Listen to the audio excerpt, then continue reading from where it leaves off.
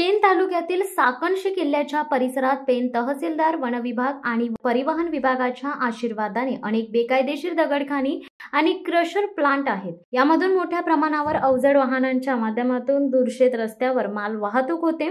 यामुळे मुंबई गोवा महामार्ग ते दूरशेत रस्त्याला मोठे खड्डे पडून अनेक अपघात झाले असतानाही तहसीलदार, पेन महसूल आणि पेन परिवहन विभाग याकडे जाणीवपूर्वक दुर्लक्ष करून दूरशेत ग्रामस्थांच्या जीवाशी खेळणाऱ्या दगडखाण आणि क्रशर्स माफियांना अभय देत असल्याचा आरोप दूरशेत ग्रामस्थांनी केलाय। याबाबत उपविभागीय अधिकारी पेन, तहसीलदार पेन यांच्यासह पेन पोलीस ठाण्याचे पोलीस निरीक्षकांना पत्राद्वारे तक्रारी करूनही आजतागायत कोणत्याही प्रकारची कारवाई न केल्याने दूरशेत ग्रामस्थांमध्ये आधीच संतापाची लाट असताना शनिवार दिनांक 31 मे रोजी ओव्हरलोडेड अवजड वाहनांमधून माल वाहतूक करण्यासाठी 16 वर्षीय अल्पवयीन चालकाचा वापर केला जात असल्याचा प्रकार समोर आलाय। शनिवारी अल्पवयीन वाहन चालक अवजड वाहन चालवत असताना दूरशेत ग्रामस्थांनी संबंधित वाहन थांबवून जोपर्यंत वाहनाचे मालक येत नाहीत तोपर्यंत वाहन न सोडण्याचा निर्णय घेत रास्ता रोको केल्यानंतर स्थानिक पेनचे आमदार रवींद्र पाटील यांचे चिरंजीव वैकुंठ पाटील यांनी भ्रमणध्वनीवरून फोन करून दूरशेत रस्ता मी स्वखर्चाने बांधला आहे असे सांगत वाहने अडवू नयेत असा बडेजाव केला। मात्र संतप्त दूरशेतकरांनी जोपर्यंत अल्पवयीन वाहन चालकाच्या मालकावर गुन्हा दाखल होत नाही तोपर्यंत वाहने न सोडवण्याचा निर्णय घेत अजून संताप व्यक्त केला।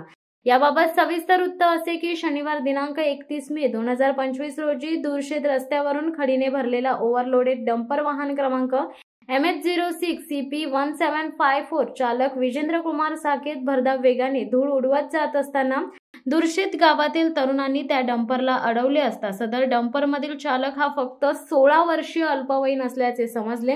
म्हणून आधीच संतप्त असलेल्या दूरशेत ग्रामस्थांनी दूरशेत रस्त्यावर अवजड वाहनांसाठी रास्ता रोको केला। रास्ता रोको केल्यानंतर आमदारांचे पुत्र वैकुंठ पाटील यांनी त्यांच्या कामगारांच्या मोबाईलवरून ग्रामस्थांसोबत संपर्क साधला। त्यावेळी दूरशेत रस्ता मी स्वखर्चाने बनवलाय, तुम्ही गाड्या अडवू नका असे सांगितले।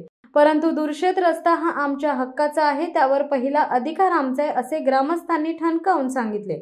रस्ता तुम्ही तुमच्या माल वाहतुकीसाठी बनवला असला तरी त्यावरून अल्पवयीन चालकाची वाहने चालवायची का असा प्रतिप्रश्न केला।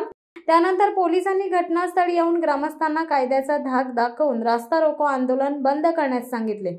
परंतु ग्रामस्थांनी त्यासही ठाम नकार देऊन पोलिसांनाही प्रतिप्रश्न केले।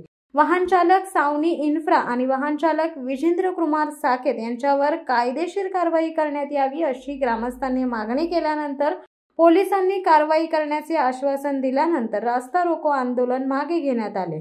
परंतु जोपर्यंत कारवाई होत नाही तोपर्यंत दूरशेत ग्रामस्थ हे पेन पोलीस ठाणे येथे ठिय्या देऊन बसून होते। शिवसत्ता टाइम्ससाठी समीर बामुगडे, पेन। दे धडक बेधडक वृत्त देणाऱ्या आपल्या शिवसत्ता टाइम्स न्यूज चॅनलला लाल बटन दाबून सबस्क्राईब करा आणि बेल आयकॉनला क्लिक करायला विसरू नका।